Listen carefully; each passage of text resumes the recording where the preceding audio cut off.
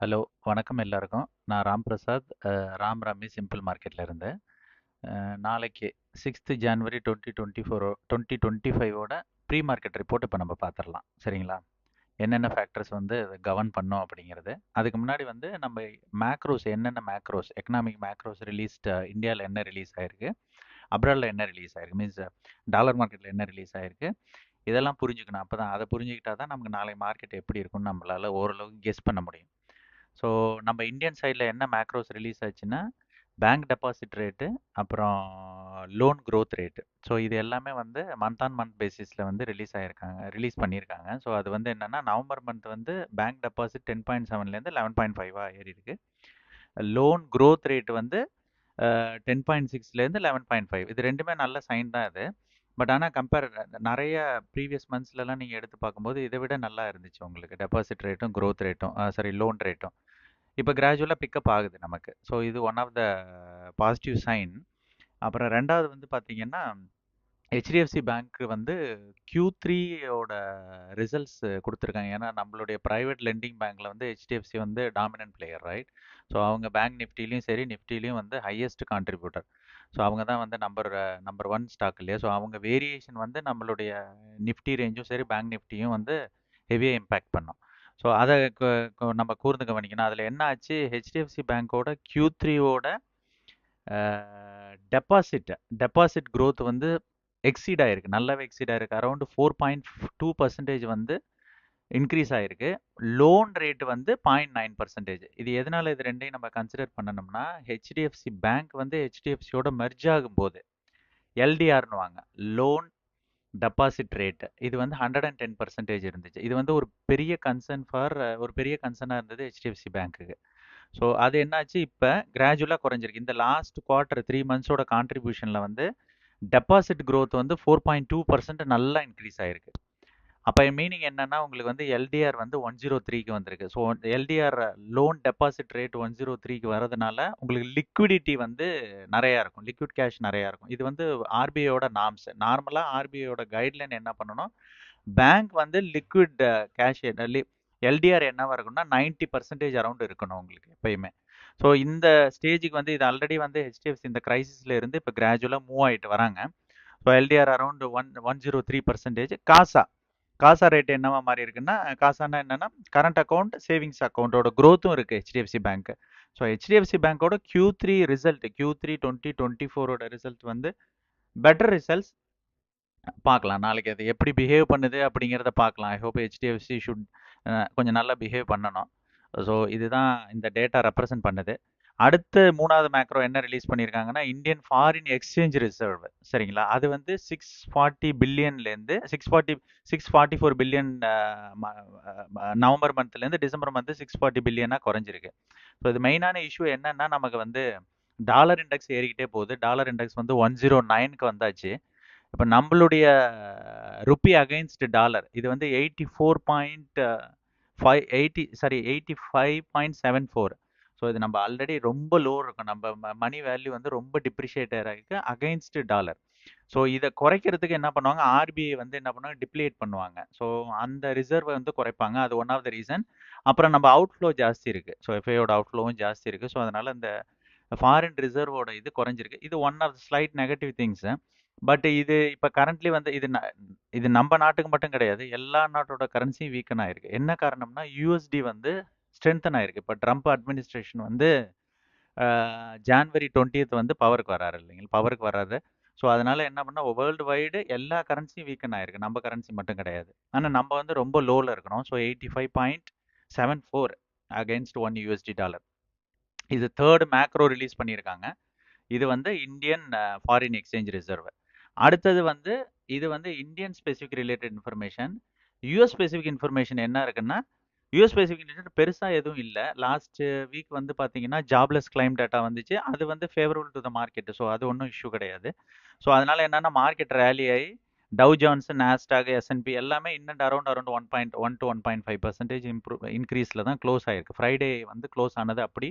இப்போ இந்த video record பண்ணிக்கிட்டு இருக்கும்போது யூஎஸ் மார்க்கெட்டோட ஃபியூச்சர்ஸும் பார்த்தீங்கன்னா நல்ல ஒரு பாசிட்டிவில் தான் காமிச்சிட்டு இருக்கு. சரிங்களா? அது வந்து யூஎஸ் மார்க்கெட் ஆஸ்பெக்டில் இந்த இது.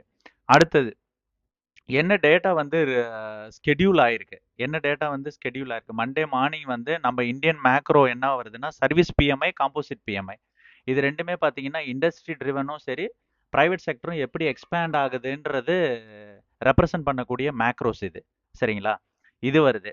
அடுத்தது வந்து பார்த்தீங்கன்னா, யுஎஸ் மார்க்கெட்லேருந்து பார்த்தீங்கன்னா, global service and composite PMI data 2 டேட்டாவுமே ரிலீஸ் ஆகுது.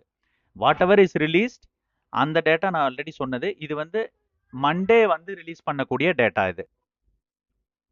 அடுத்து வரக்கூடிய டேட்டா அப்கமிங் டேஸ் இதில் வந்து நான் வந்து ஃபர்ஸ்ட் ஃபினிஷ் பண்ணதை சொல்லிட்டு அடுத்து அப்கமிங் டேஸ் எதுக்கு சொல்றேன்னா, இப்போ நம்ம மார்க்கெட் வந்து என்னன்னா நம்மளுடைய Q3யோட ரிசல்ட் சீசனுக்குள்ள என்டர் ஆகிறோம். ஸோ ஃபர்ஸ்ட் ரிசல்ட் பெரிய கம்பெனி டிக்ளேர் ஆகிறது பார்த்தீங்கன்னா, டிசிஎஸ் வந்து 9th ஜான்வரி வந்து டிக்ளேர் பண்றாங்க. அடுத்து டிமார்ட் வருது. சப்சிக்வெண்ட் டேஸ்ல வந்து இன்ஃபோசிஸ் இது எல்லாமே வருது. நான் அந்த இன்ஃபர்மேஷன் ஷேர் பண்றேன். ஸோ அதுக்கு முன்னாடி என்ன பண்ணோம், மார்க்கெட் வந்து என்ன பண்ணோம், அதை வெயிட் பண்ணிப்போம். மார்க்கெட் வந்து அதோடைய பிஹேவியர் எப்படி இருக்கு, அதோடைய Q3 ரிசல்ட்ஸ் எப்படி இருக்குங்கிறத வெயிட் பண்ணி அப்சர்வ் பண்ணோம். அது முடிய என்ன பண்ணோம், sideways movement expected with positive bias. இதுதான் as of now status of the market. சரிங்களா? இது வந்து அப்கமிங் டேஸ்ல என்ன நடக்க போகுதுங்கிறது. அடுத்தது நம்ம மார்க்கெட் வந்து எப்படி முடிஞ்சது அந்த பர்டிகுலர் டே, லாஸ்ட் ஃப்ரைடே எப்படி முடிஞ்சதுன்னா, நெகட்டிவ் பாயிண்ட்ல தான் க்ளோஸ் ஆச்சு. மேக்ஸிமம் அந்த நெகட்டிவ்ல க்ளோஸ் ஆனதோட மேஜர் ரீசன்ஸ் பார்த்தீங்கன்னா, பேங்க், ஐடி, ஃபார்மா இண்டஸ்ட்ரீஸ் தான் கீ டிராகர்ஸ். சரிங்களா?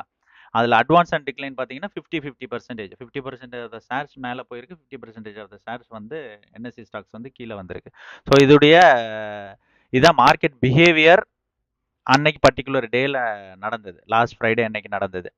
அடுத்தது இப்போ நம்ம மார்க்கெட்டோட மூவ்மெண்ட் டிசைட் பண்ணக்கூடியது யாருன்னா, எஃப்ஐஐ, ப்ரொப்ரேட்டரி ட்ரேடர்ஸ், கிளைண்ட்ஸ். அவங்க பொசிஷன் எப்படி இருக்குன்னு பார்த்தீங்கன்னா, based on the 3rd January data. 3rd January 2nd ஜான்வரிக்கும் 3rd ஜான்வரிக்கும் அவங்க பொசிஷனை எப்படி மாற்றிருக்காங்கங்கிற டேட்டாவே நம்ம கன்சிடர் பண்ணணும்.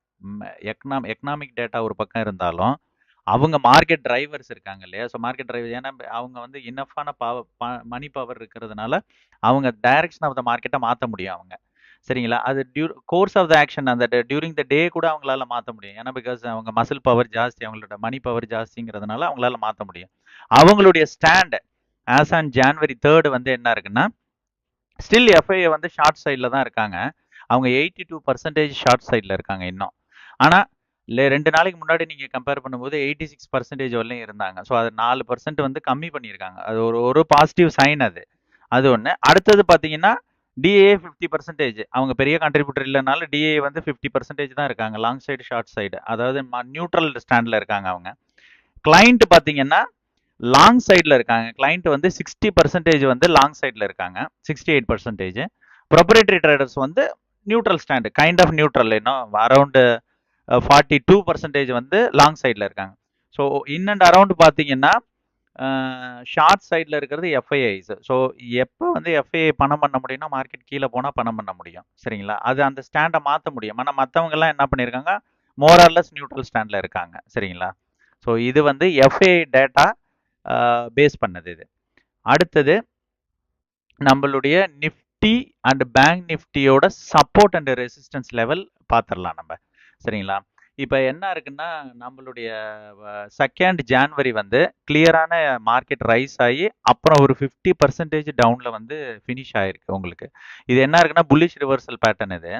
ஸோ இது என்னன்னா, உங்களுக்கு மேலே போகிறதுக்கான சாத்தியக்கூறுகள் இருக்கு. சரிங்களா? அதை வந்து ரூல் அவுட் பண்ண முடியாது நம்ம. இதில் என்ன சப்போர்ட் லெவல்னா, 23,700 is clear support, 24,200 will be the resistance. இது 2 சைடு எது பிரேக் ஆனிச்சுன்னா, நாம் அப்போ தான் டைரக்ஷன் முடிவாக முடியும். அது முடிய நமக்கு என்ன ஆகும்னா, அந்த சைட்வேஸ் மூமெண்ட் வந்து எக்ஸ்பெக்ட் பண்ணலாம். இது வந்து நிஃப்டியோட ஆஸ்பெக்டில். பேங்க் நிஃப்டியில் பார்த்தீங்கன்னா 52,200 வந்து கிளியர் ரெசிஸ்டன்ஸ், சப்போர்ட் வந்து 50,500. சரிங்களா? இது இந்த ரேஞ்சுக்குள்ளே இருக்கும். ஹெச்டிஎஃப்சியோட Q3 ரிசல்ட்ஸ் பெட்டராக இருக்குது. இன்னொன்று வந்து loan and deposit growth rate December month கொஞ்சம் பெட்டராக வந்திருக்கு. 11.5% வந்திருக்கு. பார்க்கலாம் நாளைக்கு எப்படி பேங்க் நிஃப்டி எப்படி மூவ் ஆகுதுன்னு பார்க்கலாம் நம்ம. என்ன expected, what is expected tomorrow, என்ன டிரைவ் பண்ணோம் அப்படிங்கிறது நான் சொன்னது தான் already. Q3 results, Q3 results தான் நமக்கு நெறைய லைன் அப் ஆகியிருக்குது உங்களுக்கு. அதுக்கு அடுத்தது பார்த்தீங்கன்னா, சர்வீஸ் பிஎம்ஐ, காம்போசிட் பிஎம்ஐ வர வேண்டியது இருக்கு. அது குளோபலுக்கும் வருது, நமக்கும் வருது. எஃப்ஓஎம்சி மீட்டிங் இருக்கு. மீட்டிங் மினிட்ஸ் வந்து யுஎஸ்ல இருக்கு உங்களுக்கு. நான் அது அந்த டீட்டெயில் நான் ஸ்னாப் போடுறேன் நானு. இந்த வீக்ல என்னென்ன லைன் ஐட்டம்ஸ் இருக்கு, யுஎஸ் யுஎஸும் சரி, ஜெர்மனி, அப்புறம் யூரோப்ல என்னென்ன மேக்ரோஸ் வருதுங்கிறதையும் நான் போட்டிருக்கிறேன் நானு. நீங்க அத பார்த்துக்கங்க. அதுல அந்த பர்ட்டிகுலர் டேல வந்து நம்ம என்ன பண்ணணும், கான்ஷியஸா இருக்கணும். பிகாஸ் எஃப்ஓஎம்சி மீட்டிங்ல என்ன சொல்றாங்கன்னா, இந்த ரேட் கட் வந்து 2 ரேட் கட் இருக்கிறதுக்கான வாய்ப்புகள் கொஞ்சம் கம்மிங்கிற மாரி ப்ரெடிக்ஷன் இருக்குது. ஸோ அந்த பாயிண்ட்டையும் நம்ம கன்சிடர் பண்ணிக்கணும். இந்த மார்க்கெட் நமக்கு டிரைவ் பண்ணக்கூடியது வந்து Q3 ரிசல்ட்ஸ் வந்து கண்டிப்பா மார்க்கெட் டிரைவ் ஆகும். சரிங்களா? பட் இப்போ உள்ள கரண்ட் ஸ்டாண்ட் என்னன்னா, மார்க்கெட் கீழ போறதுக்கான வாய்ப்புகள், கீழ போனாலும் பெரிய லெவல்ல போறதுக்கான வாய்ப்புகள் ரொம்ப கம்மி. இதுதான் ஆஸ் ஆஃப் நவ் ஸ்டேட்டஸ். இந்த டேட்டாலாம் இண்டிகேட் பண்றது இதுதான் இது. சரிங்களா? பார்க்கலாம். நம்ம நாளைக்கு மார்க்கெட் எப்படி பிஹேவ் பண்ணுதுங்கிறத பார்த்துட்டு நம்ம இது பண்ணுவோம். நீங்க இந்த மாரி இது மாரி எவ்ரி டே வந்து நான் அந்த ப்ரீ மார்க்கெட் ரிப்போர்ட் குடுக்குறேன். நீங்க ராம் ரம்மி சிம்பிள் மார்க்கெட் சேனல வந்து சப்ஸ்கிரைப் பண்ணுங்க. ஸோ உங்க உங்க இன்புட்ஸையும் குடுங்க. ஸோ அதுக்கு தகுந்த மாரி நம்ப நான் மேக்ஸிமம் இன்ஃபர்மேஷன்ஸ் குடுக்குறேன். அந்த மேக்ரோஸ் என்ன வந்து கவர்ன் பண்ண முடியும், மார்க்கெட்ட கவர்ன் பண்ணுது. அப்புறம் FID stands, FIDA, proprietary clients எப்படி மாத்துறாங்க பொசிஷன்ஸ்ங்கிற டீட்டெயில்ஸ் எல்லாத்தையுமே நான் மேக்ஸிமம் கேப்சர் பண்ணி குடுக்குறேன் நான் உங்களுக்கு. சரிங்களா? வணக்கம். நன்றி.